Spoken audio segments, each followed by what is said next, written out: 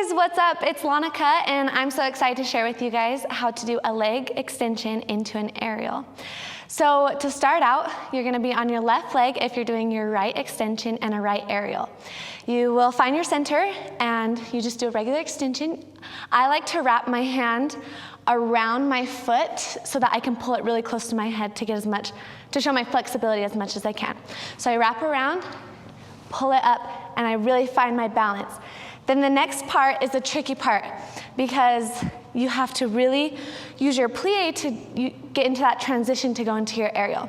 So some tricks to making your aerial really pop is that after the extension, when you're letting go of your leg, to continue to hold your leg in the air and then plie as much as you can, bringing your chest down into your leg so that you can be really low, and then when you do your aerial, you can pop up really high.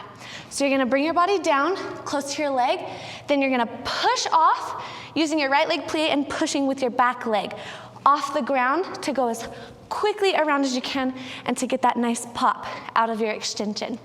So let me show you once. You come in and finish.